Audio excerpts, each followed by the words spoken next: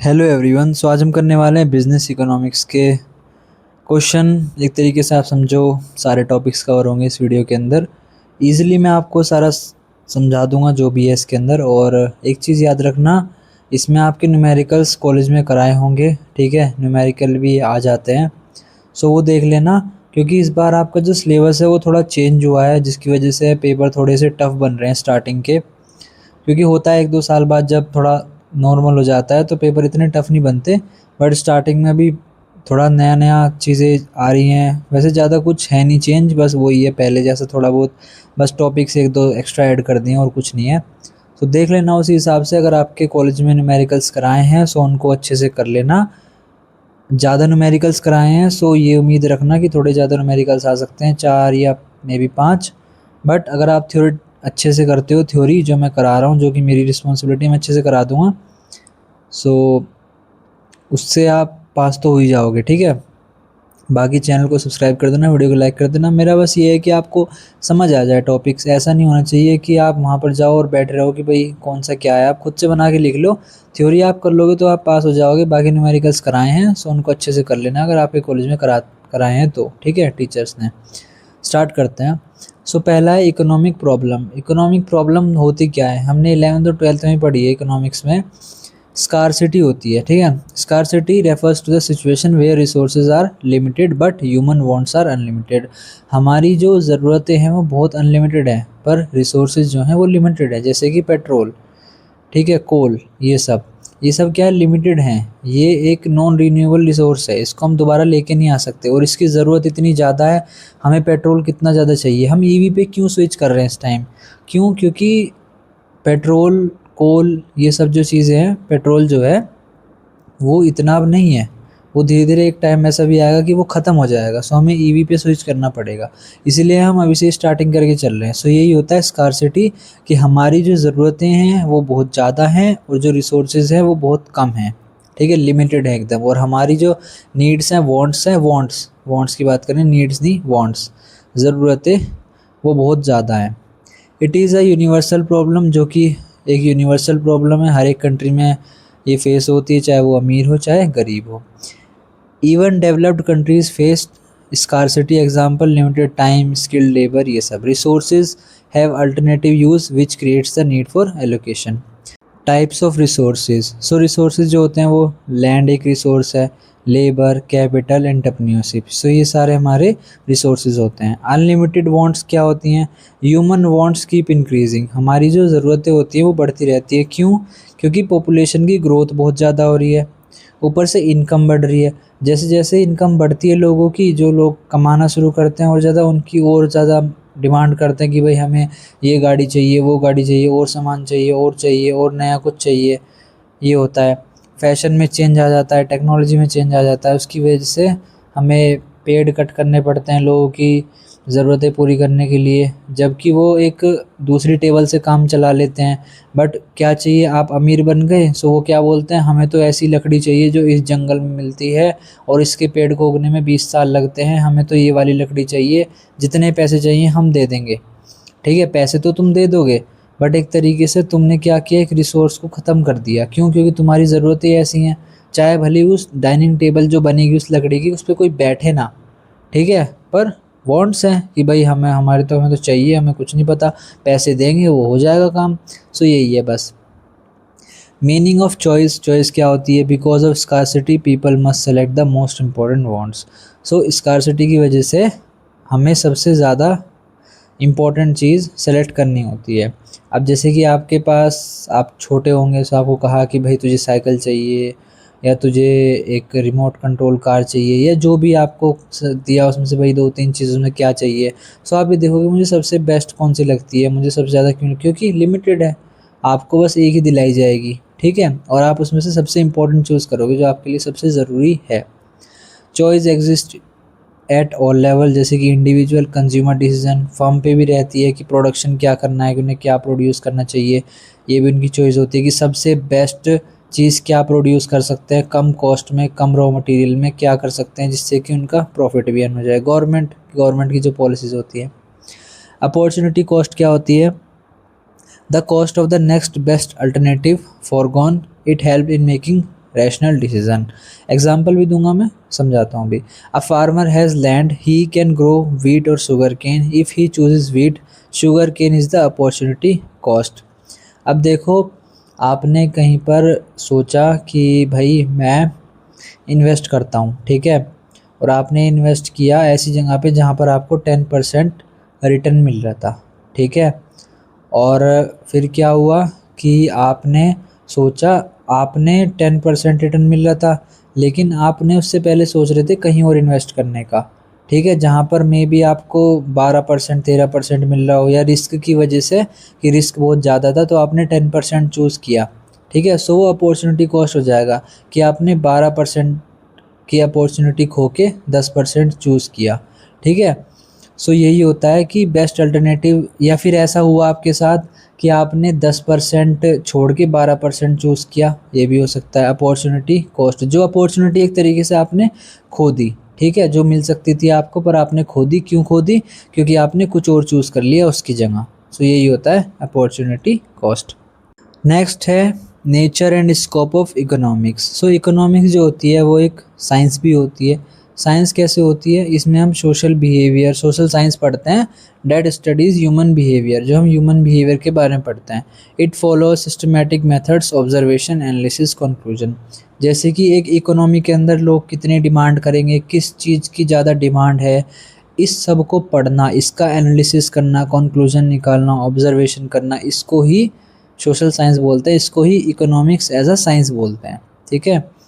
Economics as a art, art भी होती है, एक कला भी होती है। कैसे आपको कहीं प्राइसिंग करनी है, कुछ सेविंग्स करनी है, कुछ इन्वेस्टमेंट करनी है, सो वहाँ पर आप क्या करोगे, थोड़ा दिमाग भी यूज़ करोगे, अपनी पर्सनल आर्ट भी यूज़ करोगे कि भाई मैं यहाँ इन्वेस्ट कर देता हूँ। नंबर्स पे बिलीव ना करके आप अपनी आर्ट पे प्रैक्टिकल डिसीजन मेकिंग करोगे, ठीक है, आर्ट में। सो क्यों? क्योंकि आपके पास पहले से एक्सपीरियंस है, पहले आपने कहीं इन्वेस्ट किया होगा, सो आप उसको यूज़ करोगे। आप सिंपल उस पे नहीं चलोगे कि भाई अगर इतना परसेंट ये आ रहा है, इतना परसेंट का रिस्क है तो अवॉइड करना है, या फिर इतना परसेंट का रिटर्न है तो पक्का इसको ग्रैब कर लेना है। ऐसा कुछ नहीं है। आर्ट में क्या करते हो, आप खुद के हिसाब से डिसीजन लेते हो। क्यों? क्योंकि आपको प्रैक्टिकल नॉलेज पहले से ही है। लेकिन साइंस क्या कहेगी? साइंस बोलेगी कि भाई एक काम कर, 10% का रिटर्न अवॉइड, 10% का जो रिटर्न है उसको ले ले। क्यों? क्योंकि 12% में ज़्यादा रिस्क है। तो साइंस ये बोलेगी। लेकिन आर्ट क्या बोलेगी? आपकी खुद की नॉलेज क्या बोलेगी? भाई एक काम करना, 10% को छोड़ 12% पे जा, ठीक है। क्यों? क्योंकि उसमें वहाँ पर रिटर्न ज़्यादा मिल रहा है, रिस्क है तो कोई नहीं, वहाँ पर एक रिटर्न भी तो है। सो ये आर्ट भी होती है। पॉजिटिव इकोनॉमिक्स भी है, deals with facts and cause effect relationship. ये कॉज और इफेक्ट रिलेशनशिप पे बिलीव करती है कि भाई ये हुआ तो इसका ये असर पड़ेगा, ठीक है, ये है। It is a objective and based on data, it is a objective and based on data, statement can be tested and verified. जो भी पॉजिटिव्स के अंदर कहा जाता है कि भाई इसके अंदर सपोज ये कहा कि आप ये करोगे तो ये आएगा। सो पॉजिटिव इकोनॉमिक्स में अगर आप वो करोगे तो वो सच में ही आएगा निकल के, ऐसा नहीं है कि कुछ और आएगा। आपने सपोज़ कोई कंपनी की रिपोर्ट्स ली, सेल्स की रिपोर्ट ली, और आपने कोई फार्मूला लगाया कि भाई इतनी सेल्स होगी तो इतना प्रॉफिट निकल के आएगा, या इतनी अगर सेल्स होगी और इतनी कॉस्ट होगी तो इतना प्रॉफिट निकल के आएगा। तो पॉजिटिव जो इकोनॉमिक्स है वो इसको प्रूफ कर देगी। जैसे कि increase in demand leads to increase in price, अगर डिमांड बढ़ेगी तो प्राइस भी बढ़ेंगे उस चीज़ के, ठीक है। सो ये रियल में होता है, सो इसीलिए इसको पॉजिटिव इकोनॉमिक्स बोलते हैं। नॉर्मेटिव इकोनॉमिक्स क्या होती है? Deals with opinion and value judgments, it is a subjective in nature. So ये ओपिनियन बेस्ड होती है। जैसे कि example, price should be controlled by the government. So opinion based होती है कि ऐसा नहीं है प्रैक्टिकली कुछ है कि भाई ये कर लो ये हो जाएगा, ऐसा करके देख लेते हैं ये हो जाएगा, ये सब, ठीक है, साइंटिफिकली टेस्टेड नहीं है। बस वो है कि कहने से एक तरीके से खुद का ओपिनियन देना होता है इसके अंदर। सो यही होती है normative economics. Scope of economics क्या होता है? माइक्रो इकोनॉमिक्स होती है, also called price theory, focus is on individual economy, consumer behaviour, demand, supply, price determination, production and cost. Importance of microeconomics: helps in efficient allocation of resources, useful for business decision making, helps understand market structure. Example, why the price of petrol increases when supply decreases. एक तरीके से आप ये समझो, जो micro economics होती है वो छोटी स्केल पे काम करती है। मतलब नॉर्मल कंज्यूमर बिहेवियर का नाम में होता है माइक्रो, माइक्रो मतलब छोटे स्केल पे और मैक्रो मतलब बड़े स्केल पे। सो जो माइक्रो इकोनॉमिक्स होती है वो छोटे स्केल पे काम करती है, जैसे कि कंज्यूमर बिहेवियर पढ़ लिया, डिमांड सप्लाई पढ़ ली, प्रोडक्शन के बारे में पढ़ लिया कि प्रोडक्शन इतनी होगी, कॉस्ट कितनी आएगी, ये सब। ठीक है, एग्जाम्पल क्या था वही मैंने बताया, why the price of petrol increases when supply decreases. Supply कम हो गई, इसकी वजह से प्राइस के पेट्रोल क्यों बढ़ गए। हो सकता है भाई डिमांड ज़्यादा रहती है पेट्रोल की, हमेशा ऐसा तो है नहीं कि कहीं भी डिमांड ख़त्म हो जाएगी, डिमांड है, इस वजह से क्या पता सप्लाई कम हुई हो और डिमांड बहुत ज़्यादा बढ़ गई हो, उसकी वजह से प्राइस बढ़ गए हों। सो यही होता है स्कोप ऑफ माइक्रो इकोनॉमिक्स में, स्कोप ऑफ इकोनॉमिक्स में माइक्रो इकोनॉमिक्स।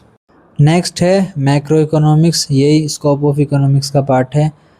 ये क्या होता है, ऑल्सो कॉल्ड इनकम थ्योरी, इसको इनकम थ्योरी बोलते हैं। Focuses on aggregate overall economy, वही मैक्रो एक बड़ी स्केल पे काम करते हैं ये, नेशनल इनकम पे, जैसे कि हमारे देश की एक नेशनल इनकम क्या आएगी निकल के, इन्फ्लेशन कैसी है, अनएम्प्लॉयमेंट रेट कैसा है, इकोनॉमी की ग्रोथ कैसी हो रही है, ये इसके बारे में बताती है मैक्रो इकोनॉमिक्स। इंपॉर्टेंस क्या है इसकी, गवर्नमेंट को हेल्प करती है ये पॉलिसी बनाने में। क्यों, गवर्नमेंट को पता चल जाता है कि नेशनल इनकम क्या है, इन्फ्लेशन कैसी है, अनएम्प्लॉयमेंट रेट ज़्यादा है कम है, उसके हिसाब से गवर्नमेंट पॉलिसी बनाती है। इकोनॉमी में स्टेबिलिटी के लिए हेल्प करती है ये मैक्रो इकोनॉमिक्स, क्योंकि जब इसको पढ़ा जाता है तो बहुत हेल्प मिलती है इकोनॉमिस्ट को अच्छे से अपना काम करने में, और वो अच्छे से पॉलिसी बना पाते हैं, गवर्नमेंट की भी हेल्प कर पाते हैं। कंट्रोल्स इन्फ्लेशन एंड अनएम्प्लॉयमेंट, ये इन्फ्लेशन और अनएम्प्लॉयमेंट को भी कंट्रोल करने में हेल्प करती है। Government policies to reduce inflation, वही एग्जांपल। ठीक है, central problems of economy micro and macro, because of scarcity every economy faces these three basic problem, ये आपने पढ़ा होगा 11th-12th में भी। सो 12th में पढ़ा होगा कि एक सेंट्रल प्रॉब्लम क्या है, ओवरऑल एक बड़े स्केल पे सबसे ज़्यादा एक बड़ी प्रॉब्लम क्या है एक माइक्रो एंड मैक्रो इकोनॉमी में। पहला है व्हाट टू प्रोड्यूस, ठीक है, ये आ सकता है central problems of an economy explain. What to produce, पहली प्रॉब्लम क्या है कि क्या प्रोड्यूस करना है। Deciding which goods and services to produce, अब आप ये देखो आपके पास रिसोर्सेज तो लिमिटेड है, आप ऐसा तो नहीं कुछ भी बना के रख दोगे फिर वो वेस्ट होगा और इकोनॉमी के जो रिसोर्सेज हैं वो वेस्ट होंगे। सो सबसे पहला काम ये होता है, सबसे पहली प्रॉब्लम ही ये आती है कि बनाना क्या है। ठीक है, और वो किस पे डिपेंड करता है, कंज्यूमर की क्या डिमांड है, क्या रिसोर्सेज की अवेलेबिलिटी है, गवर्नमेंट की पॉलिसी कैसी है। जैसे कि producing more food grains versus luxury goods, आपके पास दो ऑप्शन है, आप तो फूड ग्रेन बनाओ गरीब लोगों का पेट भरने के लिए कुछ करो, या फिर लग्जरी गुड्स बनाओ जो अमीर आदमी है उनका आप घर भरो। सो इसमें से आपको कुछ ना कुछ तो करना पड़ेगा ना डिसाइड। सो यही एक सबसे बड़ी प्रॉब्लम होती है कि क्या बनाना है। फिर नेक्स्ट आता है how to produce, choosing the method of production, की कौन सा मेथड आपको यूज़ करना है। लेबर पे ज़्यादा काम करवाना है, उससे क्या होगा, जॉब बढ़ेगी, एम्प्लॉयमेंट होगी, लोगों के हाथ में थोड़ा पैसा आ जाएगा। कैपिटल में क्या होता है, मशीनरी का ज़्यादा यूज़ करा जाता है कैपिटल इंटेंसिव में, इस टेक्निक के अंदर मशीनरी ज़्यादा यूज़ करी जाती है सामान बनाने के लिए। सो इसमें क्या होगा, आपकी कॉस्ट थोड़ी कम आएगी, क्यों, क्योंकि लेबर का खर्चा ख़त्म हो जाएगा, और मशीनरी का क्या है, बस थोड़ी सी फ्यूल कॉस्ट होती है कभी कभार मेंटेनेंस की, और काम करती रहती है पूरे टाइम, ये होता है। फैक्टर अफेक्टिंग डिसीजन, वही लेबर की अगर कॉस्ट ज़्यादा है तो वो मशीन चूज़ करेंगे। टेक्नोलॉजी की लेवल कैसा है, ज़्यादा हाई टेक्नोलॉजी है कम है, example using machine in a factories instead of manual labour. So how to produce, कैसे बनाना है, ये भी एक बहुत बड़ी प्रॉब्लम है, कौन सा मेथड यूज़ करके बनाना है, ये भी एक बहुत बड़ी प्रॉब्लम आती है कंपनीज के सामने। ठीक है, एक इकोनॉमी के अंदर। नेक्स्ट है for whom to produce, deciding how goods are distributed among people, depends on income distribution, purchasing power, government policy. पहला क्या था, व्हाट टू प्रोड्यूस, कि क्या बनाना है। दूसरी प्रॉब्लम क्या थी, कैसे बनाना है, how to produce. Third problem क्या आती है, फॉर होम टू प्रोड्यूस, किसके लिए बनाना है। ये किस पे डिपेंड करेगा कि भाई इनकम डिस्ट्रीब्यूशन कैसा है, गरीब लोग अमीर लोगों का डिस्ट्रीब्यूशन कैसा है, परचेजिंग पावर किसके पास है। अगर परचेजिंग पावर अमीर लोगों के पास ज़्यादा है तो क्या इकोनॉमी की पॉलिसी रहेगी, भाई अमीरों के लिए थोड़ा ज़्यादा सामान बनाओ, ऐसा कुछ। ठीक है, और गवर्नमेंट की पॉलिसीज़ कैसी हैं, जैसे कि high income group buying luxury cars, low income group buying essential goods. So किसके लिए ज़्यादा इंपॉर्टेंट है सामान बनाना? अगर लग्जरी कार्स की ज़्यादा डिमांड है तो वो वही बनाएंगे क्योंकि उसमें ज़्यादा फ़ायदा है, उससे ज़्यादा पैसा बनेगा, यही होता है। एडिशनल कुछ सेंट्रल प्रॉब्लम है जो आज के टाइम पे आती हैं, जैसे कि एफिशिएंट यूज़ ऑफ रिसोर्सेज जो है वो वेस्ट ना हो, उनका मैक्सिमम आउटपुट आए। ठीक है, ऐसा नहीं होना चाहिए कि कोई एल्यूमिनियम फॉयल का या एल्यूमिनियम का यूज़ करके वो कुछ बना रहे हैं और बहुत ज़्यादा वेस्ट जा रहा है। सो वो क्या करते हैं, आपने देखा होगा जो छोटा होम स्टार्टअप ओपन करते हैं, सो वो जो थोड़ा वेस्टेज होता है उससे भी कुछ चम्मच या छोटा मोटा बना लेते हैं, वो आते हैं डोंगे, डोंगे से बनाते हैं जो भंडारे में यूज़ करते हैं ऐसे करके। सो उसमें क्या करते हैं, वो एक तरफ कटोरी बना लेंगे, थोड़ा सा कुछ बच जाता है उससे वो चम्मच बना लेते हैं, उससे उनका वेस्टेज भी नहीं होता। सो यही होता है efficient use of resources. Economic growth भी एक प्रॉब्लम है आज के टाइम पे, वो है increasing production capacity over time important for improving living standard, investment in education and infrastructure. So economy की ग्रोथ भी होनी चाहिए, ये भी एक काफ़ी सेंट्रल प्रॉब्लम है, कैसे कराई जाए, कैसे अनएम्प्लॉयमेंट को ख़त्म करा जाए, प्रोडक्शन को बढ़ाया जाए ताकि लिविंग स्टैंडर्ड इम्प्रूव हो। कैसे होगा जब तक इकोनॉमी में, मैं सही बताऊं तो आज के टाइम पे हो क्या रहा है, सारी जो प्राइवेट है सब बस इस चीज़ पे फोकस कर रहे हैं कि एक शोरूम खोल दो, उस पर कपड़े टांग दो, गाड़ी खड़ी कर दो, ठीक है, लोग आगे खरीदेंगे। मुझे कभी एक चीज़ समझ नहीं आती कि वो खरीदेंगे कैसे जब उनके पास इनकम ही नहीं होगी। आप खुद सोचो, अगर आपके शहर में कोई बड़ा शोरूम खुला, ठीक है, आप उसमें कब जाओगे? तभी तो जाओगे जब आपके पास पैसे होंगे, और उस पैसे के लिए आपको जॉब चाहिए। अगर उस शोरूम की जगह कोई फैक्ट्री या फिर कोई बिज़नेस ओपन हो तो उसमें क्या होगा, उसमें आपको जॉब मिलेगी, और जॉब जब आपको मिल जाएगी तो आपकी जेब में इनकम आएगी, और इनकम आने से फिर उसके अगर साइड में एक और शोरूम खुल जाएगा तब आप जाके शॉपिंग करोगे ना। लेकिन आज के टाइम पे क्या हो रहा है, बस सब के सब शोरूम ओपन करने में लगे पड़े हैं, कुछ ना कुछ, मतलब कि बस ये ऐसी इकोनॉमी को बना रहे हैं जहाँ पर लोग बस खरीदने के लिए आएँ लेकिन इनकम के लिए कुछ नहीं हो रहा है। जैसे कि चाइना दूसरी कंट्रीज़ करती हैं, वो क्या करती है, इनकम पे ज़्यादा ध्यान देती है कि लोग अपने घर में प्रोडक्शन करें, फैक्ट्री में काम करें ज़्यादा, क्योंकि इनकम जनरेट होगी तभी तो इकोनॉमी बढ़ेगी। अब ये क्या करते हैं कि भाई बस शोरूम खोल दो, लोग आके खरीदेंगे, कैसे खरीदेंगे वो, और वो शोरूम भी नहीं चलते, वो भी बंद हो जाते हैं। जैसे कि मेरठ में शॉपरिक्स मॉल है, वहाँ पर कोई क्यों जाएगा, क्यों? क्योंकि वहाँ पर कुछ है नहीं, अब इंफ्रास्ट्रक्चर भी नहीं है, बना के बस रख दिया। भाई क्यों जाएंगे लोग जब कोई इनकम सोर्स ही नहीं है? अगर वहीं कोई बड़ी फैक्ट्री लगी होती तो उसमें क्या होता, उसमें लोग पैसा कमाते, और वहीं अगर पास में एक और शोरूम खोल देते छोटा सा, वहाँ जाके शॉपिंग कर लेते। सो यही एक काफ़ी बड़ी प्रॉब्लम है इकोनॉमिक ग्रोथ के लिए। सो ये मेरा खुद का पॉइंट ऑफ व्यू था, बाकी आगे करते हैं। नेक्स्ट है demand schedule. So demand schedule होता क्या है? Demand means the quantity of goods a consumer is willing and able to buy at a given price and time. मतलब कि एक डिमांड क्या होती है कि एक कुछ क्वांटिटी जिसमें कि कंज्यूमर जो है वो खरीद सकता है, उसके पास पैसे हैं खरीदने के लिए, वो खरीदना चाहता है और उसके पास पैसे भी है एक पर्टिकुलर टाइम पे और एक पर्टिकुलर प्राइस पे, कि भाई मेरे पास पैसे भी हैं, मैं खरीदना भी चाहता हूँ, मैं इस टाइम पे और इस पैसे पे खरीद लूँगा। सो उसी को डिमांड बोलते हैं। इसके लिए डिमांड होने के लिए क्या होना चाहिए? डिज़ायर होनी चाहिए। भई आपके अंदर कोई इच्छा होनी चाहिए ना खरीदने के लिए, कि मुझे गाड़ी खरीदनी है, मुझे फॉर्च्यूनर खरीदनी है, या कोई मुझे बड़ी गाड़ी खरीदनी है। सो डिज़ायर आनी चाहिए, तभी तो आप डिमांड करोगे।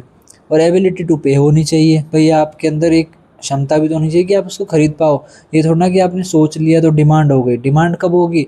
डिज़ायर होनी चाहिए, एबिलिटी टू पे होनी चाहिए, और विलिंगनेस टू स्पेंड होनी चाहिए कि आपके इतने हिम्मत है कि आप उसको खर्चा कर पाओ। ठीक है, एबिलिटी टू पे मतलब कि आपके पास पैसे हैं, और विलिंगनेस मतलब कि आपके अंदर विलिंगनेस है कि आप उसको स्पेंड कर पाओ पैसे को। इंडिविजुअल डिमांड शेड्यूल क्या होता है? Shows quantity demanded by one consumer eight a different price, कि एक जो कंज्यूमर होता है वो अलग अलग प्राइस पे क्या क्या कैसे डिमांड करता है। Example, as price falls demand rises. जैसे कि आपने देखा होगा कि भाई जैसे जैसे प्राइस कम होता चला जाता है वैसे वैसे डिमांड बढ़ती चली जाती है। सो ये एक कंज्यूमर है, पहले क्या था, 10 रुपये में इसको 5 यूनिट्स मिल रही थी कि कोई पर्टिकुलर गुड्स की, लेकिन अब इसको कितनी मिल रही हैं? 8 रुपये में 7 मिल रही हैं, और 6 रुपये में 10 मिल रही है। सो धीरे धीरे क्या हो रहा है, प्राइस कम होता जा रहा है और उसकी जो डिमांड है वो बढ़ती जा रही है। सो यही होता है individual demand schedule. Market demand schedule क्या होता है? Shows total demand of all consumer in the market, it is the sum of individual demand, मतलब कि पूरे के पूरे बाज़ार में सब सब लोग मिलके क्या खरीद रहे हैं, क्या किस चीज़ की डिमांड कर रहे हैं, ठीक है। ये तो जो हमने पढ़ा इंडिविजुअल था, ये तो सिर्फ एक बंदे की डिमांड थी कि वो जैसे ही प्राइस घट रहे हैं वो एक सामान खरीदता और जा रहा है एक्स्ट्रा। लेकिन मार्केट डिमांड में क्या था, बहुत सारे लोगों की डिमांड को देखा जाता है। जैसे कि कंज्यूमर ए जो है वो डिमांड कर रहा है 5 यूनिट्स और कंज्यूमर बी जो है वो डिमांड कर रहा है 3 यूनिट्स। सो इसका टोटल कितना हो गया, 8 यूनिट्स। तो ये मार्केट डिमांड होगी कि दो कंज्यूमर मिलके 8 यूनिट्स डिमांड कर रहे हैं। सो ये होता है मार्केट डिमांड शेड्यूल।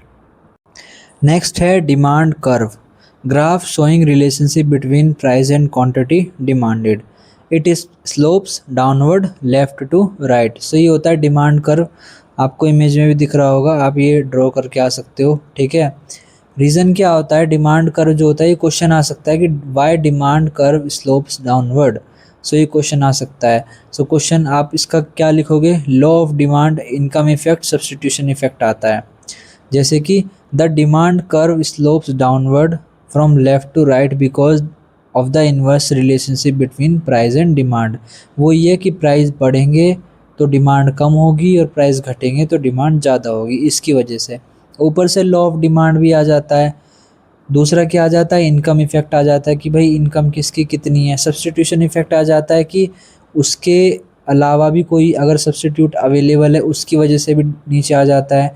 जैसे कि टी है, कॉफ़ी है, कॉफ़ी के प्राइस बढ़ने की वजह से टी की डिमांड ज़्यादा हो जाएगी। सो ये सब्सटीट्यूशन इफेक्ट आ जाता है, जिसकी वजह से डिमांड कर्व जो है वो डाउनवर्ड की तरफ स्लोप होता है। इसको थोड़ा और डिटेल में पढ़ लेना, क्वेश्चन आ सकता है, ये पूछा जाता है जनरली कि why demand curve slopes downward, ठीक है। सो ये इम्पॉर्टेंट है, आप ये चार्ट ड्रॉ करके आ सकते हो ग्राफ, बाकी और अच्छे से कर लेना इसको। नेक्स्ट है डिटर्मिनेंट्स ऑफ डिमांड, कि एक डिमांड को क्या चीज़ डिटरमाइन करेगी। पहला है प्राइस ऑफ गुड, अगर गुड सस्ता होगा तो डिमांड ज़्यादा होगी। कंज्यूमर की इनकम पे डिपेंड करता है, ठीक है, कि अगर उसकी इनकम ज़्यादा है तो वो ज़्यादा डिमांड करेगा, कम है तो कम करेगा। प्राइस ऑफ रिलेटेड गुड्स, जैसे कि सब्सटीट्यूट गुड्स की, अगर टी और कॉफ़ी, आपको अगर सपोज़ टी नहीं पीनी तो आप कॉफ़ी पी सकते हो, ठीक है। कोल्ड ड्रिंक नहीं पीनी तो आप जूस पी सकते हो। ये थोड़ा सब्सटीट्यूशन हो जाता है कि भाई सिमिलर सा प्रोडक्ट है। सो उसकी वजह से ऐसा हो सकता है कि जूस के प्राइस महंगे होने की वजह से आप कोल्ड ड्रिंक पी लो कि कोल्ड ड्रिंक तो सस्ती मिल जाती है, ऐसे करके। कॉम्प्लीमेंट्री गुड्स जैसे कि कार, पेट्रोल, ठीक है, ये भी बहुत इम्पोर्टेंट है कि कार की अगर डिमांड ज़्यादा हो रही है तो फिर पेट्रोल की भी होगी, इसकी वजह से भी डिमांड ज़्यादा हो जाती है। नेक्स्ट है, ऐसा भी हो जाता है कि पेट्रोल अगर प्राइस बढ़ रहे हैं तो लोग कार वार नहीं लेते, वैसे ऐसा कम ही होता है, बट कार के प्राइस बढ़ने की वजह से लोग कार कम लेते हैं, ठीक है, ये तो है ही। टेस्ट एंड प्रेफरेंस हो जाता है कि भाई हर किसी का टेस्ट और प्रेफरेंस अलग होता है। पॉपुलेशन के साइज़ पे भी डिपेंड करता है कि डिमांड कितनी होगी। पॉपुलेशन ज़्यादा बड़ी है तो डिमांड ज़्यादा होगी। फ्यूचर एक्सपेक्टेशन कैसी है कि प्राइस बढ़ेंगे या घटेंगे, उस पर भी डिमांड डिपेंड होती है। आप सोच रहे हो कि फ्यूचर में प्राइस बढ़ने वाले हैं तो आप अभी से ख़रीदना शुरू कर देते हो। सो यही होता है डिटर्मिनेंट्स ऑफ डिमांड, इनकी वजह से डिमांड होती है। एडवर्टाइजिंग और मार्केटिंग भी डिपेंड करता है। Example, if income increases demand for branded clothes increases. वो ये, आप अगर सपोज़ आप कॉलेज स्टूडेंट्स हो सब, और आपकी अभी इसके बाद, ठीक है, जब आप कॉलेज पास आउट करोगे, आपकी जॉब लगेगी, आप कहीं जाओगे, आपके पास सपोज़ पैसे आ गए, 1 लाख की जॉब लग गई महीने की, तो आप क्यों ब्रांडेड चीज़ें नहीं खरीदोगे भाई, खरीदोगे आप, आपके पास पैसे आ गए हैं। सो यही है कि इनकम बढ़ने की वजह से डिमांड जो है वो बढ़ जाती है, क्योंकि हमारे पास पैसा आने लगता है। सो आगे करते हैं। नेक्स्ट है law of demand. So law of demand क्या कहता है, other things being equal when price decreases demand increases. वो ये, प्राइस घटेंगे तो डिमांड बढ़ेगी और प्राइस बढ़ेंगे तो डिमांड घटेगी, ठीक है। अब इसमें कुछ अजम्पशन लेने पड़ते हैं, सिट्रस पेरिबस बोलते हैं इसको। इसमें क्या होता है, हम ये सोच के चलते हैं, अगर लॉ ऑफ डिमांड पढ़ना है तो हम ये सोच के चलते हैं कि भाई सबकी इनकम सेम रहने वाली है, ठीक है। अब ये हम अजम्पशन क्यों लेते हैं, क्योंकि इससे लॉ ऑफ डिमांड पढ़ने में आसानी हो जाती है, वरना हम इन सब चीज़ों को लेंगे तो बहुत मुश्किल हो जाएगी। क्यों, क्योंकि सबकी इनकम कांस्टेंट नहीं रहती, बहुत बार बढ़ती घटती है। लेकिन हम ये अजम्पशन लेते हैं कि सबकी इनकम कांस्टेंट है, सबका जो taste does not change, taste change नहीं हुआ किसी का भी, वो भी कांस्टेंट है, वो मतलब वो भी सेम है। Price of related goods remain same, कि भाई जैसे कि टी और कॉफ़ी है, दोनों के प्राइस सेम रहेंगे। ठीक है, इसको ध्यान में रखते हुए हम लॉ ऑफ डिमांड पढ़ते हैं। अब सपोज अगर ये अजम्पशन ना हो तो क्या होगा? ठीक है, अब इनकम रिमेन्स कांस्टेंट, अगर इनकम कांस्टेंट नहीं रही, सपोज इनकम घट गई, तो क्या होगा? प्राइस घटने की वजह से तो भी लोग डिमांड नहीं कर पाएंगे। क्यों? क्योंकि उनके पास इतनी इनकम नहीं है, डिमांड इतनी ज़्यादा नहीं होगी। ठीक है, पहले वो थोड़ा सा प्राइस घटने पे ज़्यादा डिमांड कर रहे थे, लेकिन अब वो थोड़ा सा प्राइस घटने पे हो सकता है उतनी डिमांड ना करें। क्यों? क्योंकि उनकी इनकम कम हो चुकी है, कांस्टेंट नहीं है, पहले की जैसी सेम नहीं है। सो इस वजह से हम अजम्पशन लेके चलते हैं। टेस्ट डज नॉट चेंज, कि भाई उनका टेस्ट चेंज नहीं हुआ, इस वजह से पढ़ते हैं। Price of related goods remain same, जैसे कि टी और कॉफ़ी है, अगर सपोज टी और कॉफ़ी के दोनों के प्राइस सेम रहेंगे तो लॉ ऑफ डिमांड पढ़ने में ज़्यादा आसानी होगी ना। अगर मान लो टी के प्राइस कम हो गए तो सब लोग किसको डिमांड ज़्यादा करेंगे? टी को करेंगे, कॉफ़ी को छोड़ देंगे। ठीक है, सो यही होता है। एक्सेप्शंस क्या होती हैं? ऐसी कौन सी एक्सेप्शंस होती हैं जिस पे लॉ ऑफ डिमांड काम नहीं करता? जैसे कि Giffen goods, inferior goods like cheap food, जैसे कि अब मान लो कोई ऐसा फूड है जो डेली लाइफ में यूज़ होता है, उसका प्राइस बढ़ने घटने से कोई फ़र्क नहीं पड़ता, उसकी डिमांड उतनी नहीं रहती है। ठीक है, वेबलिन गुड्स, जैसे कि लग्जरी गुड्स लाइक डायमंड्स। अब ये कौन से गुड्स होते हैं? ये वो गुड्स होते हैं जो कि बहुत लग्जरियस आइटम टाइप के होते हैं, जैसे कि डायमंड। डायमंड की जितना ज़्यादा प्राइस बढ़ेगा, लॉ ऑफ डिमांड क्या कहता है? कि प्राइस बढ़ने की वजह से डिमांड कम होनी चाहिए। लेकिन ये वेबलिन गुड्स पे नहीं होता, डायमंड्स पे नहीं होता। प्राइस बढ़ने की वजह से लोग और ज़्यादा डिमांड करते हैं। क्यों? क्योंकि वो सोचते हैं कि भाई, अमीर लोग क्या सोचते हैं कि ये स्टेटस सिंबल है, जितना ज़्यादा महंगा उतना ज़्यादा हम अपने आप को स्टेटस दिखाएं कि भाई देखो मेरे पास तो इतना महंगा है। ठीक है, आपने देखा होगा, वो अगर 500 रुपये का जूता है, शूज़ है, ठीक है, वो उनको 5 करोड़ में भी आप दे रहे हो ना, वो ये बोलेंगे भाई देख मेरे पास 5 करोड़ का शूज़ है। सो वो उनको स्टेटस की तरह देखते हैं। सो इस वजह से इस पे लॉ ऑफ डिमांड काम नहीं करेगा, क्योंकि प्राइस बढ़ रहा है लेकिन डिमांड कम नहीं हो रही, और ज़्यादा डिमांड बढ़ती जा रही है। पैनिक बाइंग होती है, जैसे कि ड्यूरिंग क्राइसिस, उस टाइम अगर प्राइसेस ज़्यादा हो तो भी डिमांड उतनी कम नहीं होती। सो यहाँ पर भी काम नहीं करता, जैसे कि कोविड के टाइम पे हुआ था, सैनिटाइज़र्स में या ऑक्सीजन के जो वो थे सिलेंडर्स थे, उसमें ये सब नहीं हुआ था। उसमें प्राइस बढ़ते जा रहे थे पर डिमांड कम नहीं हो रही थी। क्यों? क्योंकि क्राइसिस का टाइम आ गया था। सो लॉ ऑफ डिमांड वहाँ भी काम नहीं करेगा। नेक्स्ट है movement and shift in demand curve. Movement change in quantity demanded caused by change in price only. So movement एक डिमांड कर्व के अंदर मूवमेंट कैसे आती है? वो दो तरीके से आती है, दो टाइप्स की होती है।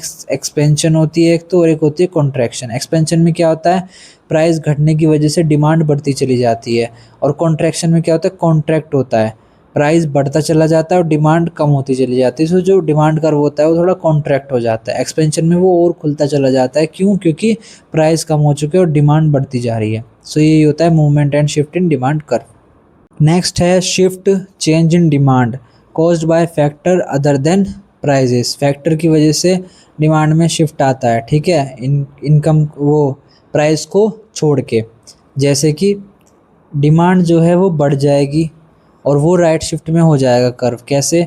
हायर इनकम, ठीक है, प्राइस तो यहाँ पर नहीं है, इन्होंने ये थोड़ा ना कहा कि प्राइस कम होने की वजह से डिमांड बढ़ गई। इन्होंने क्या कहा कि जो डिमांड में शिफ्ट आता है वो प्राइस को छोड़ के कुछ ऐसे फैक्टर से जिनकी वजह से आता है। सो पहला फैक्टर है इनकम की वजह से। ज़्यादा इनकम तो डिमांड बढ़ जाएगी, पॉपुलेशन ज़्यादा है तो डिमांड बढ़ जाएगी। Rise in price of substitute good, अगर किसी सब्सटीट्यूट गुड का प्राइस बढ़ जाएगा उसकी वजह से भी डिमांड बढ़ती चली जाएगी। डिक्रीज इन डिमांड कैसे होगा? इनकम कम हो गई या पॉपुलेशन कम होती चली गई, वो ही है उल्टा उसका, fall in price of substitute good. Next है elasticity of demand, measure responsiveness of demand to change in price. Types of क्या होता है? एक प्राइस इलास्टिसिटी होता है, एक इनकम इलास्टिसिटी होता है, और एक होता है cross elasticity. So price elasticity क्या होता है? देखो, एक आइसक्रीम जो थी उनके प्राइस ड्रॉप हो गए गर्मियों में, जो कि होते नहीं है, आइसक्रीम के प्राइस ड्रॉप हो गए और उसकी वजह से डिमांड बहुत ज़्यादा बढ़ गई। ठीक है, ये हो गया प्राइस इलास्टिसिटी, इलास्टिसिटी हो गई इसमें ज़्यादा।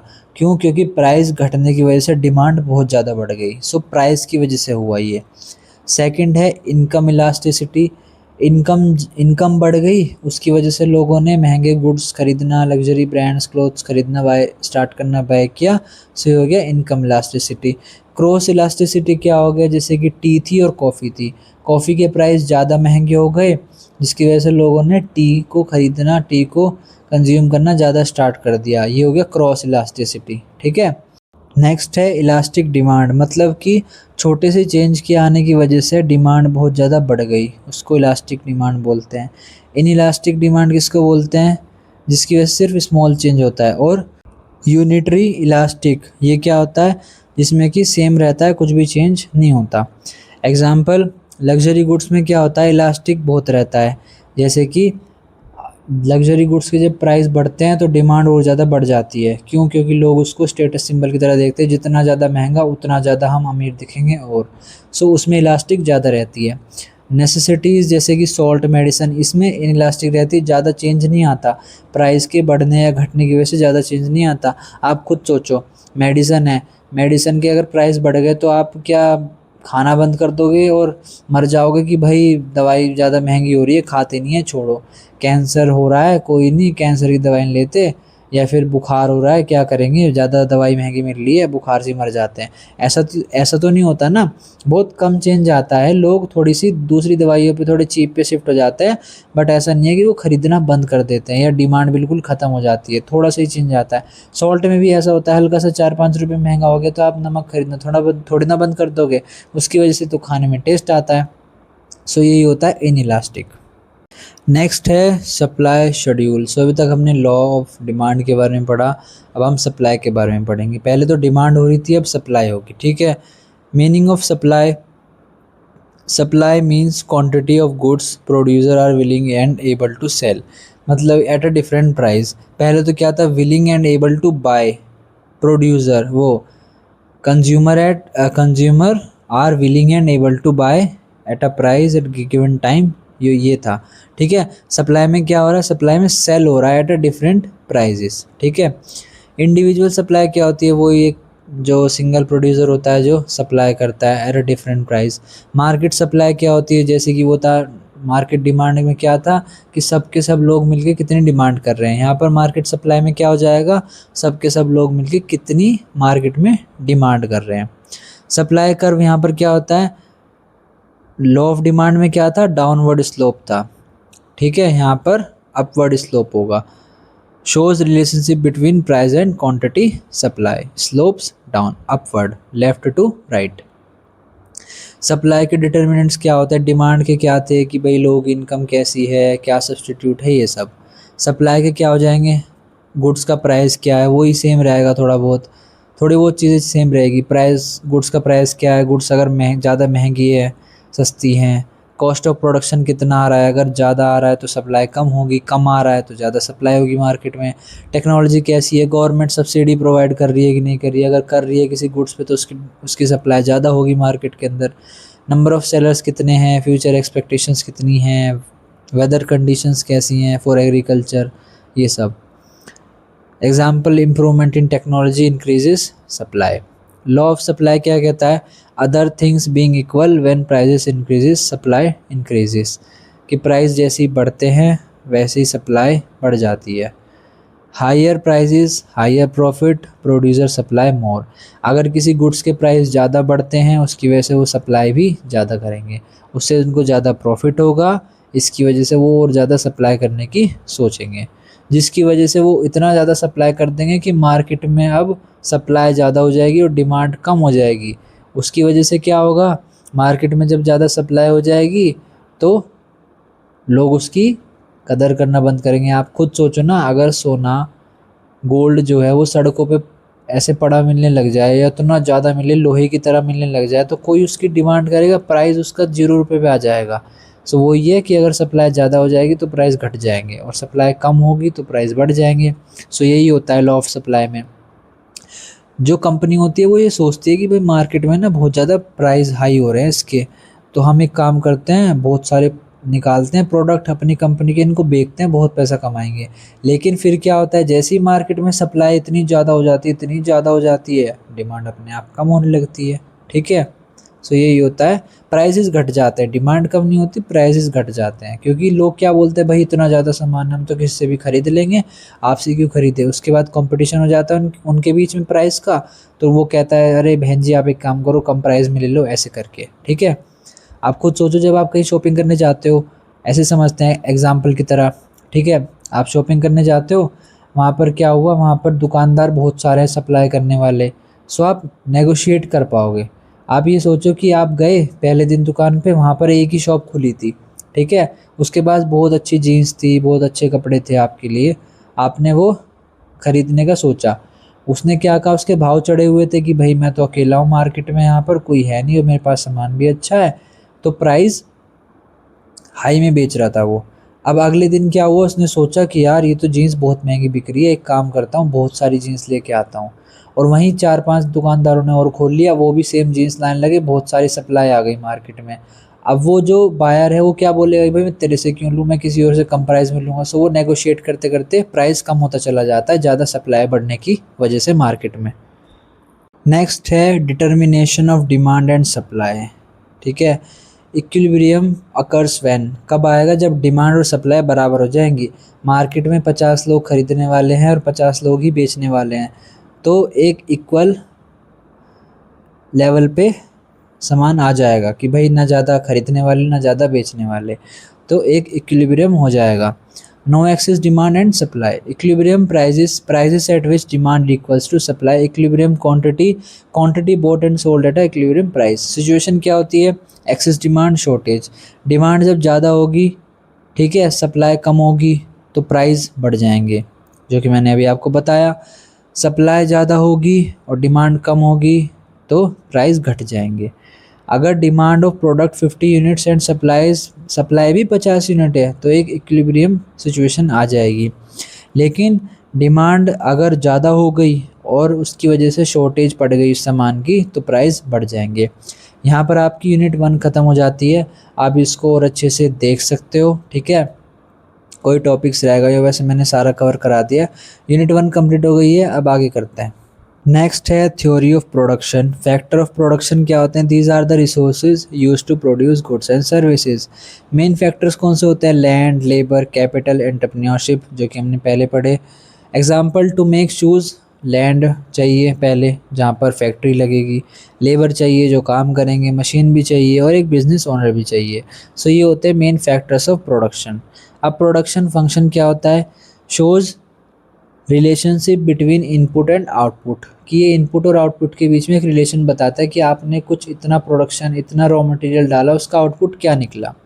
It tells how much output is produce from given input, वही इतने इनपुट डालने से कितना आउटपुट होगा। इसका फॉर्मूला इसमें लिखा हुआ है, क्यू को आउटपुट बोलते हैं, एल को लेबर और के को कैपिटल। की आइडिया क्या है इसका, if input increases output also change.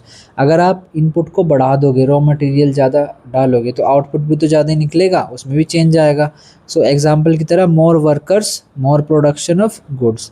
सो अगर आ जाता है क्वेश्चन की प्रोडक्शन फंक्शन होता क्या है, सो आप लिख सकते हो कि ये रिलेशनशिप बताता है इनपुट और आउटपुट के बीच में, फॉर्मूला लिख सकते हो, it tells how much output to producer from given input, ये बताता है कि कितना आउटपुट बनेगा इतने गिवन इनपुट से। ठीक है, ये बताने में हेल्प करता है कि आप इतना रॉ मटेरियल यूज़ करोगे तो इतना आउटपुट बन के आएगा।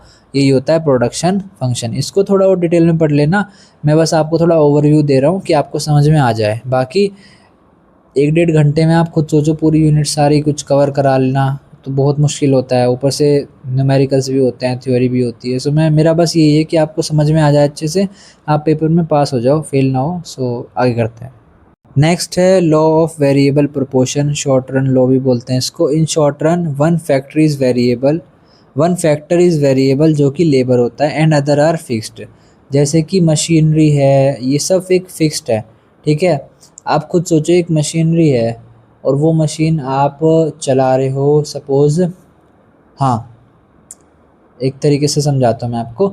एक फैक्ट्री है और आपके पास एक मशीन है, उस मशीन को यूज़ करने के लिए आप वो मशीन आपने रेंट पे ली है और उसके आप पैसे पे करते हो। अब आप ये बताओ कि उस फैक्ट्री के अंदर वो मशीन आपने मान लो 10 दिन यूज़ करी और 20 दिन यूज़ नहीं करी, तो आप पूरे महीने के पैसे दोगे ना, क्योंकि आपने पूरे महीने के लिए लिए रेंट पे, चाहे आप उसको यूज़ करो ना करो। तो वो क्या है, वो फिक्स्ड है, वो फैक्टर एक फिक्स है, आपको पे करना ही करना है। लेकिन आप अगर खुद सोचो कि आप उस मशीन से इतना काम चलवाओ, 24 घंटे चलाओ दबा के, 30 के 30 दिन खूब चलाओ उसको, फिक्स्ड है, ठीक है।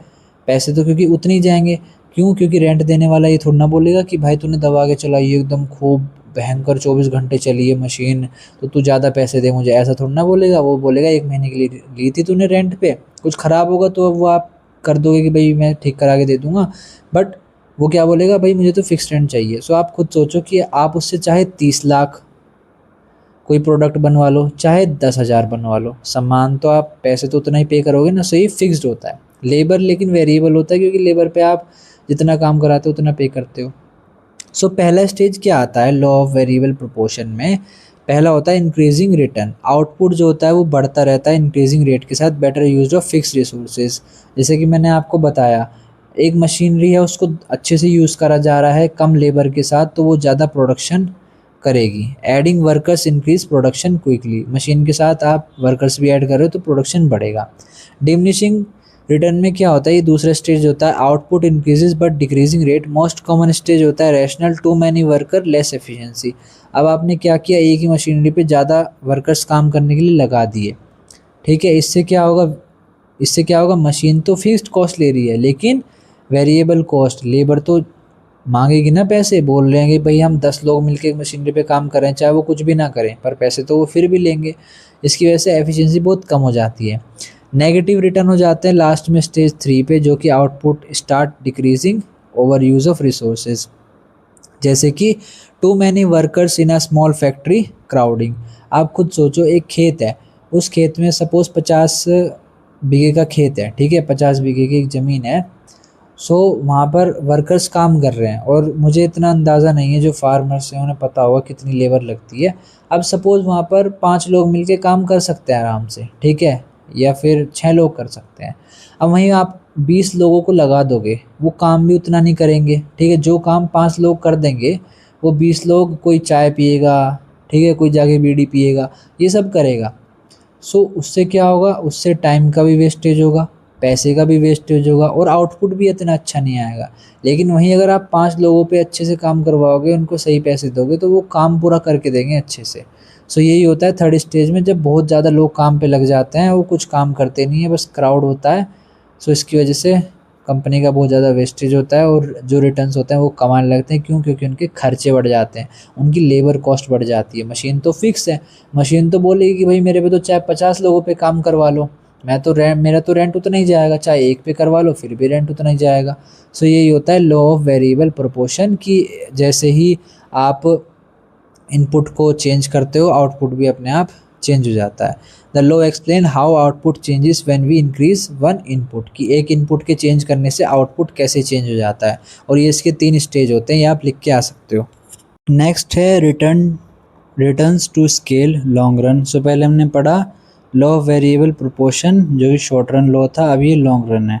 लॉन्ग रन में मतलब कि पहले तो हम शॉर्ट टर्म पीरियड के लिए देख रहे थे, अब लॉन्ग टर्म पीरियड के लिए देखते हैं कि जो ऑल फैक्टर्स आर वेरिएबल, कि सारे जो फैक्टर हैं वो वेरिएबल होते हैं लॉन्ग रन में। जैसे कि मशीनरी, हो सकता है प्राइस बढ़ जाए, रेंट बढ़ जाए। शॉर्ट टर्म में तो 1-2 महीने के लिए ले ली तो फिक्स होगा, मान लो 10 साल के लिए उसने रेंट पे दी, तो वो प्राइस भी तो बढ़ाएगा इन्फ्लेशन के साथ। सो ये एक वेरिएबल हो जाता है। शॉर्ट टर्म में तो मशीनरी फिक्स्ड होगा कि भाई शॉर्ट टर्म के लिए लिए, 1-2 महीने के लिए। जैसे कि आप खुद सोचो, आप रेंट पे रहते हो, सो रेंट पे 4-5 महीने के लिए, 1 साल के लिए तो फिक्स रेंट होगा। लेकिन जब आप लंबे टाइम के लिए रहोगे, तो वो क्या बोलेगा कि भाई भैया अगले साल से ना 500 रुपये या 1000 रुपये बढ़ा रहे हैं हम, महंगाई भी तो बढ़ रही है। सो जो लॉन्ग टर्म में जो वेरिएबल होता है, जो फिक्स होते हैं, वो फिक्स चीज़ें भी वेरिएबल में कन्वर्ट हो जाती हैं लंबे टाइम में। जैसे कि पहला टाइप है increasing return to scale, output increases more than input, कि हमने जो इनपुट है वो कम डाला और आउटपुट ज़्यादा आया। ये क्यों हुआ, क्योंकि एफिशिएंसी और स्पेशलाइजेशन की वजह से, मैनेजमेंट की। सो ये हो गया इंक्रीजिंग रिटर्न टू स्केल, इससे हमारे रिटर्न बढ़ रहे हैं।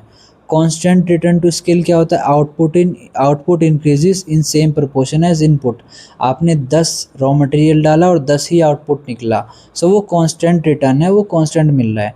डिक्रीजिंग रिटर्न क्या है, output increases less than input.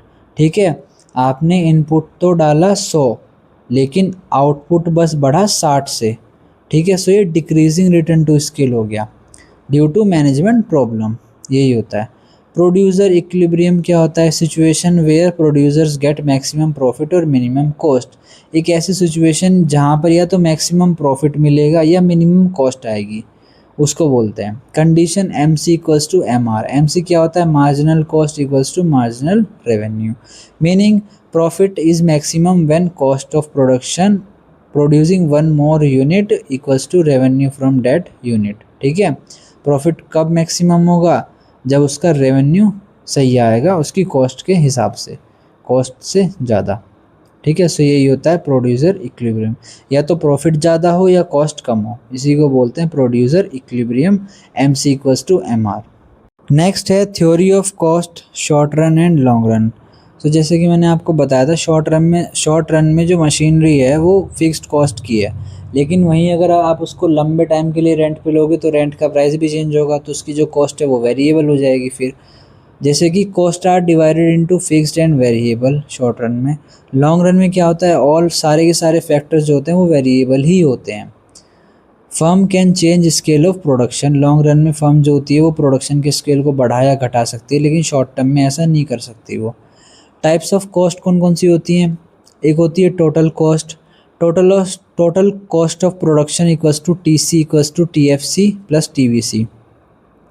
सो वही होती है टोटल खर्चा क्या होगा, जितना आपका टोटल फिक्स्ड कॉस्ट है प्लस टोटल वेरिएबल कॉस्ट, तो आपकी पूरी कॉस्ट निकल के आ जाएगी कि आपने मशीनरी का कितना खर्चा पे किया जो कि आपकी फिक्स्ड कॉस्ट थी, प्लस आपने लेबर का कितना पे किया जो कि आपकी वेरिएबल कॉस्ट थी। इन दोनों को जब आप प्लस कर दोगे तो आपकी क्या निकल के आ जाएगी, टोटल कॉस्ट, इसी को टोटल कॉस्ट बोलते हैं। फिक्स्ड कॉस्ट क्या होती है, जैसे कि आपकी सैलरी, रेंट, जैसे कि मैंने बताया था ना, रेंट सैलरी एम्प्लॉय की होती है, लेबर वर्कर्स की होती है। ठीक है, जो वेजेस होती हैं वो वर्कर्स की होती हैं, वो चेंजेस होते रहते हैं, उसमें भी वेजेस लेबर्स अपने हिसाब से डिमांड करते हैं, लेकिन जो सैलरी होती है वो तो भाई बंदा एक कहता है कि मैं तो इतने पैकेज पे आ रहा हूँ, वो कुछ टाइम बाद उसका होता है, चेंज होता है, बट वेजेस में ऐसा नहीं होता, काम के हिसाब से पैसे मिलते हैं।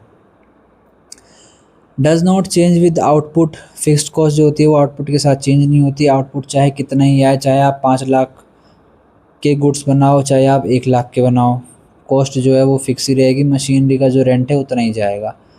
पेड इवन व्हेन प्रोडक्शन है ज़ीरो, वही आपने कोई फैक्ट्री रेंट पे ले रखी है, आपने पूरे महीने कुछ नहीं किया, फिर भी तो आप पे करोगे ना, वो फिक्स्ड कॉस्ट हो जाएगी, लेकिन अगर आप वहीं कुछ काम कर लोगे तो आपका फ़ायदा हो जाएगा। वेरिएबल कॉस्ट क्या होती है, जो कि चेंज होती रहती है, ठीक है, टाइम के साथ, जैसे कि रॉ मटेरियल, वेजेस, ये सब। ठीक है, ये होती है वेरिएबल कॉस्ट। एवरेज कॉस्ट कैसे आती है, average cost equals to total cost divided by quantity, cost per unit of output. Marginal cost क्या होती है, M C equals to total cost divided by quantity. ठीक है, cost of production 1 extra unit, so यही होती है। So marginal cost में क्या है, change in total cost divide by change in quantity, वही cost of producing 1 extra unit कि उसकी क्या कॉस्ट आएगी। सो बेसिकली मार्जिनल कॉस्ट क्या है कि एक और अगर आपने गुड्स बनाया है, एक और एक्स्ट्रा सामान बनाया है, उसकी कॉस्ट क्या है, उसको मार्जिनल कॉस्ट बोलते हैं। ठीक है, एवरेज कॉस्ट तो आपको पता ही है, वही एवरेज निकलता है जो टोटल कॉस्ट का, और मार्जिनल कॉस्ट मैंने आपको बता दिया। अब करते हैं आगे। नेक्स्ट है कार्डिनल यूटिलिटी अप्रोच। सो ये अप्रोच क्या कहती है, this approach assumes that utility satisfaction can be, utility जिसको सेटिस्फेक्शन भी बोलते हैं, can be measured in number, कि आप सेटिस्फेक्शन को, कि भाई कोई कितना सेटिस्फाई है इस चीज़ को खा के, उसको आप नंबर में मेज़र कर सकते हो। जैसे कि आपने पिज़्ज़ा खाया, आप ये थोड़ा ना कहोगे कि भाई मैं 10 में से 6% या 10 में से 6 सेटिस्फाइड हूँ, या 10 में से मैं 6% हूँ, या 100 में से 60% सेटिस्फाइड हूँ, ऐसा नहीं बोल सकते आप इस चीज़ को नहीं मेज़र कर सकते नंबर में।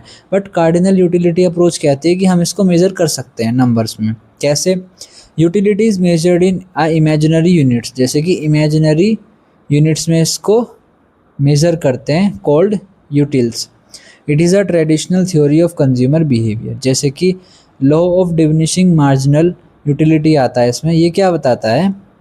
It means a person consumes more units of good, the extra satisfaction marginal utility keep decreasing. Explanation, जैसे कि सिंपल वर्ड्स में आप समझो कि first unit give high satisfaction, second unit give less satisfaction, third unit give even less satisfaction. जैसे कि example, आपने एक चॉकलेट खाई जो कि बहुत ज़्यादा, आपने सपोज 3-4 महीने बाद खाई, बहुत ज़्यादा टेस्टी लगी। आपने उसी टाइम दोबारा एक और चॉकलेट खा ली, वो आपको कम सेटिस्फाई करेगी। फिर आपने दोबारा एक और खा ली, वो आपको और कम करेगी। और अगर आप 3-4 खा लोगे तो आप बोर हो जाओगे, बहुत ही ज़्यादा बेकार लगेगा आपको, आपका मन ही नहीं करेगा खाने का। सो यही होता है कार्डिनल यूटिलिटी अप्रोच के अंदर, law of diminishing marginal utility. ये कहता है कि जैसे जैसे पर्सन किसी चीज़ को और ज़्यादा कंज्यूम करता है, उससे उसकी मार्जिनल यूटिलिटी जो होती है वो डिक्रीज़ होती चली जाती है, जैसे कि चॉकलेट के एग्जाम्पल में आपने समझा। ठीक है, सो आपकी जो यूनिट 2 है वो यहाँ ख़त्म होती है। मैंने इसमें ये सारे टॉपिक्स कराए हैं, बस ये लास्ट वाली जो पॉइंट दिख रहा है आपको इसमें, law of marginal utility, indifference curve, budget line, ये नहीं कराया है।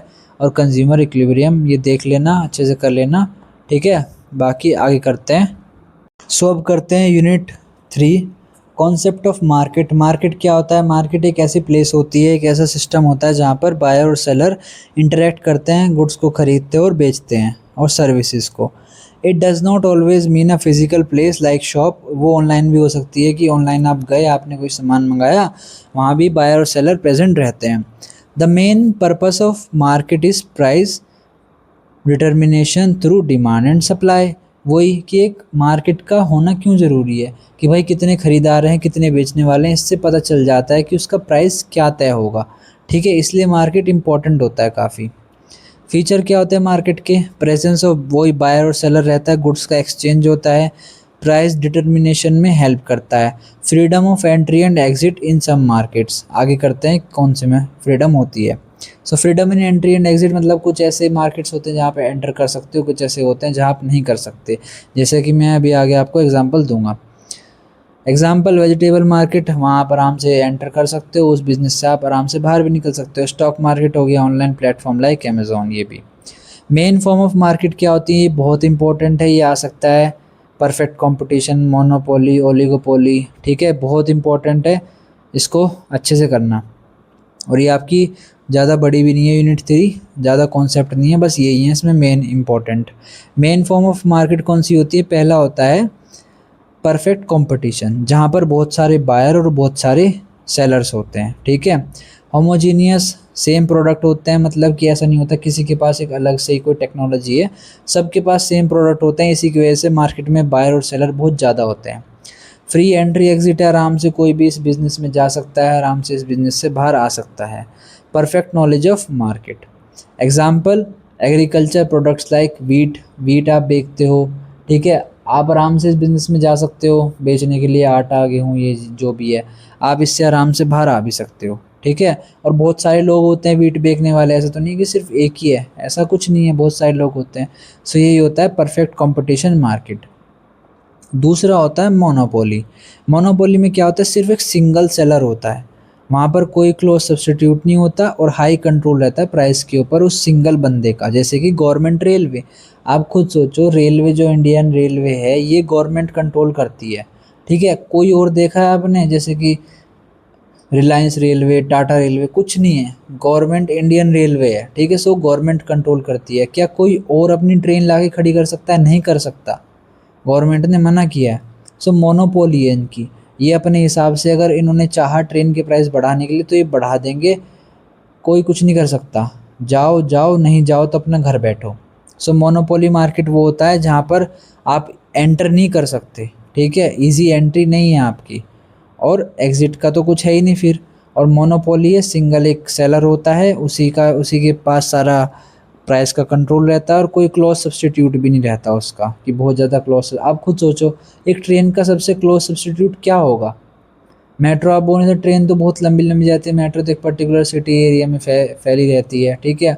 ऊपर से प्राइस का हो जाता है। आप बोलोगे कि भाई हम एयरप्लेन यूज़ कर लेंगे, फिर आप प्राइस का डिफरेंशिएशन देखो ना कि प्राइस कितना ज़्यादा डिफरेंस आ जाएगा, तो लोग उस पर क्यों जाना पसंद करेंगे। सो यही होता है मोनोपोली का। ऊपर से ऐसा नहीं है कि प्लेन सिर्फ बड़े बड़े एरियाज़ में जाते हैं, ऐसा नहीं कि आपको एक सिटी से दूसरी सिटी पहुँचाएगा, वो छोटी मोटी जो सिटीज़ होती हैं। सो यही होता है मोनोपोली में, जहाँ सिंगल सेलर होता है, जो कि इंडियन रेलवे। अपना एग्जांपल आप लिख सकते हो ये। नेक्स्ट है मोनोपोलिस्टिक कंपटीशन। यहाँ पर सेलर्स थोड़े से ज़्यादा होते हैं, प्रोडक्ट डिफरेंशिएशन भी रहता है, ठीक है। स्लाइटली थोड़ा बहुत चेंज रहता है ये, जैसे कि क्लोथिंग ब्रांड हो गया आपका, आपने देखा होगा ज़ारा हो गया, जूडियो हो गया, इन सब के जो क्लोथ्स होते हैं सब में थोड़ा थोड़ा डिफरेंस आपको दिखेगा, प्राइस में भी और वैसे भी। सो इनमें क्या होता है, जो सेलर्स होते हैं उनके पास प्राइस का कंट्रोल रहता है। सेलर्स जो होते हैं अपने प्रोडक्ट के प्राइस अपने हिसाब से सेट कर पाते हैं, ठीक है। अपने हिसाब से वो रख सकते हैं, उनके पास थोड़ा बहुत कंट्रोल रहता है प्राइस के ऊपर। एग्जाम्पल रेस्टोरेंट, क्लोथिंग ब्रांड, जैसे कि मैंने अभी आपको बताया कि क्लोथिंग ब्रांड जो है, ऐसा तो है नहीं कि सिर्फ एक ही क्लोथिंग ब्रांड है जो सामान बेच रहा है, बहुत सारे हैं, ठीक है। पर सबके अपने अपने थोड़े डिफरेंशिएशन है प्रोडक्ट में, फैशन में, डिज़ाइन में, क्वालिटी में फ़र्क है और प्राइस में भी डिफरेंस है। इसको बोलते हैं मोनोपोलिस्टिक कंपटीशन। ओलिगोपोली में क्या होता है, फ्यू लार्ज फर्म होती, ज़्यादा लोग नहीं होते, ठीक है, बहुत कम होते। जैसे कि अपना टेलीकॉम कंपनीज, आपने देखा होगा जियो है, ठीक है, और आपका एयरटेल है, और वीआई है, वोडाफोन आइडिया, पहले अलग अलग थे दोनों। सो यही तीन डोमिनेट कर रहे हैं मार्केट में करंटली, ठीक है। अब आप खरीदो इनके ही सिम कार्ड, खरीदो इनकी ही सर्विस लो, वरना आप किसी की भी मत लो भाई। फिर आप कहाँ जाओगे, आप खुद सोचो, या तो आप जियो का सिम खरीदो, या एयरटेल का खरीदो, या वीआई का खरीदो। सो बहुत कम फर्म होती हैं, लार्ज फर्म्स होती हैं जो कि मार्केट को डोमिनेट करती हैं। फर्म्स जो होती हैं वो इंटरडिपेंडेंट रहती है एक दूसरे पे, ठीक है। कैसे, अगर आप खुद सोचो ना, जियो है, जियो ने अगर सपोज़ 800 रुपये का प्लान किया, 800 850 रुपये का जो चलता है इनका 3 महीने का, वो प्लान किया, ठीक है। और वहीं एयरटेल ने क्या बोला कि भाई हम तो आपको 800 रुपये में देंगे। आप खुद बताओ, लोग 60 रुपये के लिए क्या उनका सिम खरीदना पसंद नहीं करेंगे कि हमारे तो 60 रुपये बच रहे हैं, तो वो क्या करेंगे, वो एयरटेल की तरफ चले जाएंगे। फिर क्या होगा, जियो बोलेगा कि कोई नहीं, आप टेंशन मत लो, हम 800 रुपये में हम आपका 750 रुपये में कर देंगे, या हम एक काम करते हैं, हम 650 में कर देंगे। और ज़्यादा दिमाग ख़राब होगा, फिर क्या होगा, जो ख़रीदार होगा, जो सिम खरीदेगा, वो अब जियो के पास चला जाएगा कि भाई हम तुम्हारी सर्विस यूज़ करेंगे।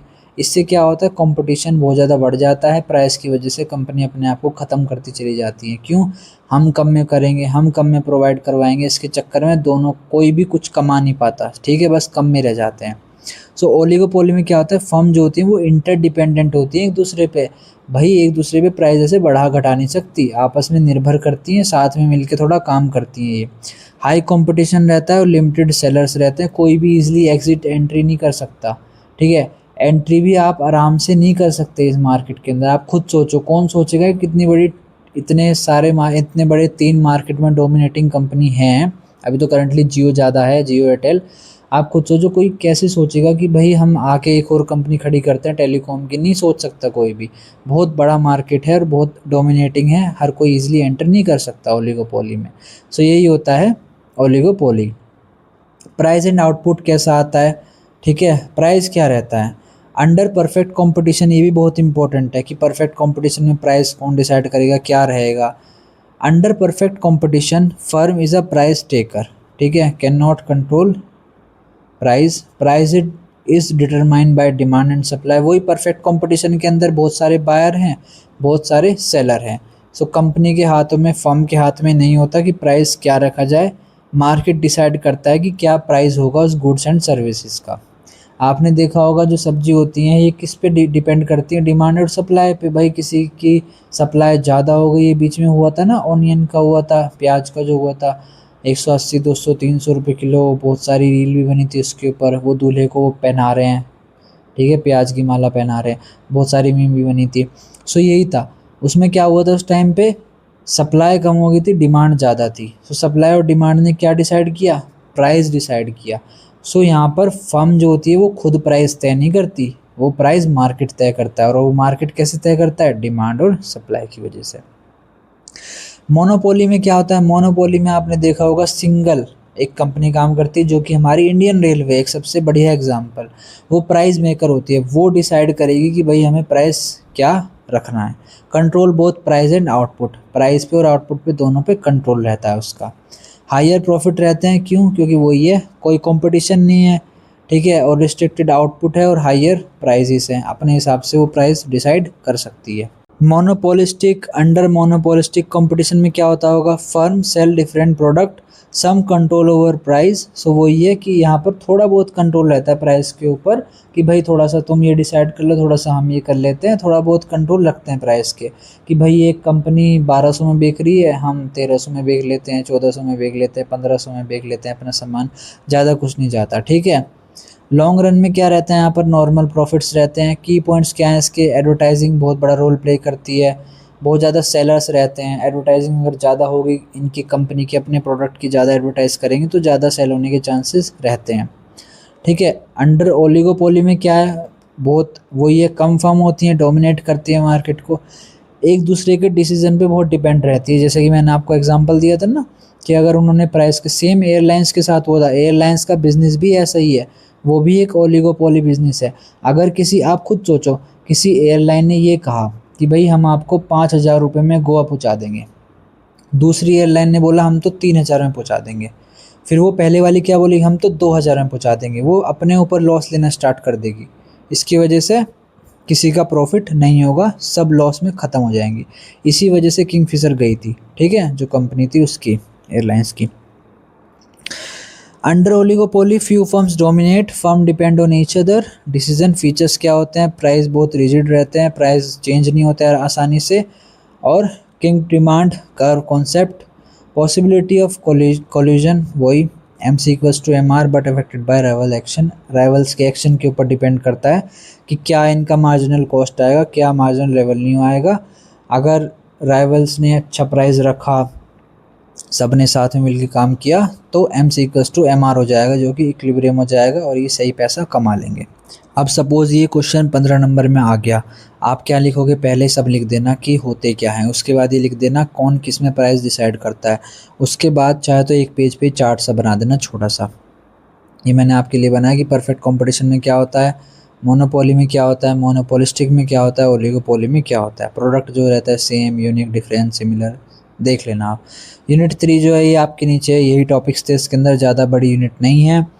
इसमें से जो मुझे सबसे इम्पॉर्टेंट लगता है वो यही है, परफेक्ट कंपटीशन, मोनोपोली, मोनोपोलिस्टिक। इसमें से हो सकता है कि 3 नंबर में एक आ जाए कि मोनोपोली क्या होती है, मोनोपोली मार्केट क्या होती है, या ऐसा भी हो सकता है कि 7.5 नंबर में आ जाए कि what is monopoly, what is different types of market, under perfect competition, what is price, ये सब, ठीक है। सो इसको अच्छे से कर लेना, बहुत इंपॉर्टेंट है, ये वाली यूनिट आ सकते हैं क्वेश्चन। नेक्स्ट है सर्कुलर फ्लो ऑफ इनकम।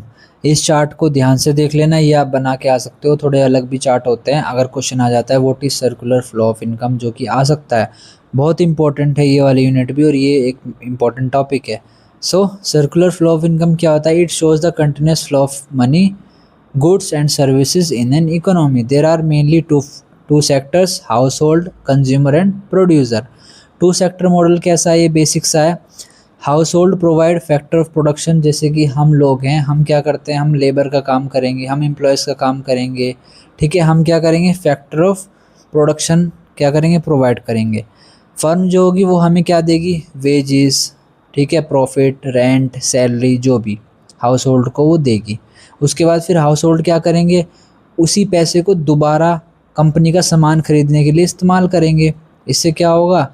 वो पैसा पहले कंपनी से हमारे पास आया और हम हमारे से दोबारा कंपनी के पास चला गया। इसी को सर्कुलर फ्लो ऑफ इनकम बोलते हैं। इम्पॉर्टेंट पॉइंट क्या है इसमें? बीच में गवर्नमेंट भी आ जाती है बहुत बार, ठीक है, वो 3 सेक्टर मॉडल में आ जाता है। ये बेसिक सा सिंपल वाला है।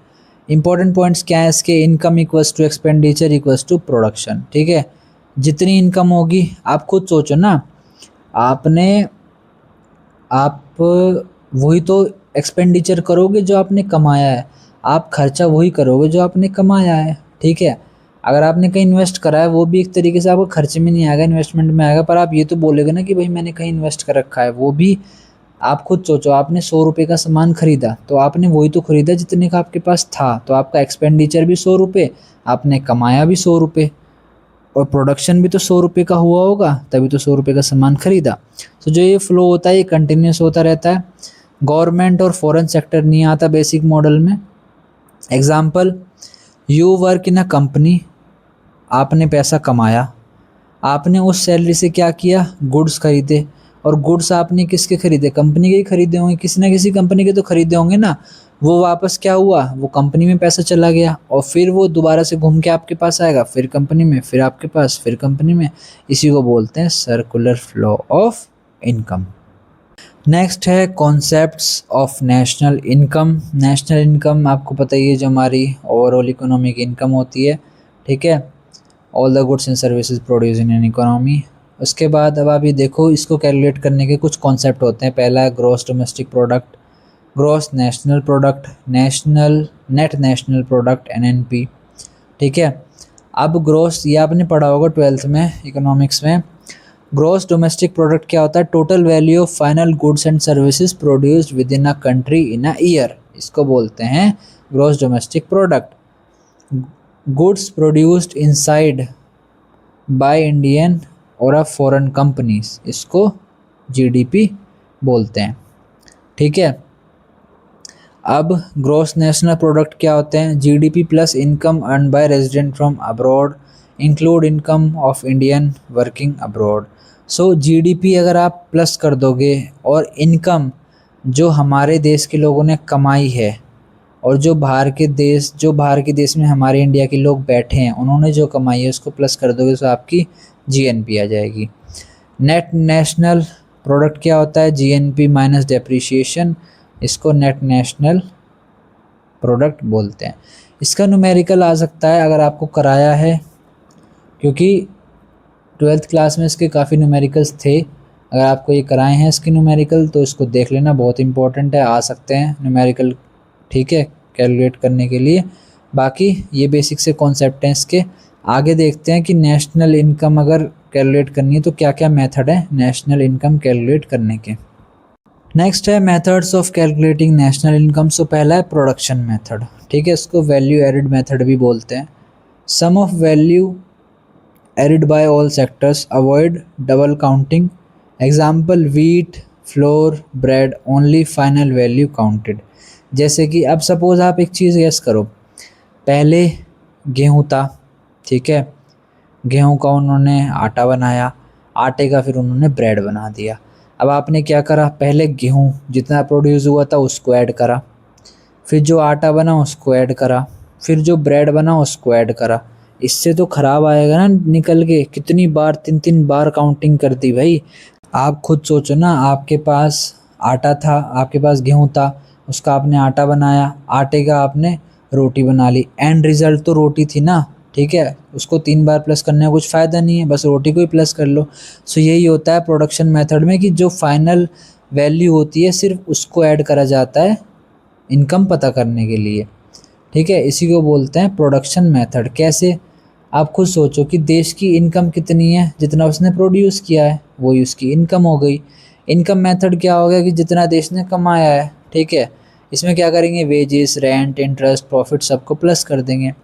एक्सपेंडिचर मेथड में total spending on final goods and services. आप खुद सोचो कि हमारे पूरे देश ने कुछ सामान खरीदा, ठीक है, तो अगर हम ये पता लगा लें कि सामान की कीमत कितने की थी तो हमें ये पता चल जाएगा ना कि हमारी इनकम कितनी थी जो इतना सामान खरीद पाए।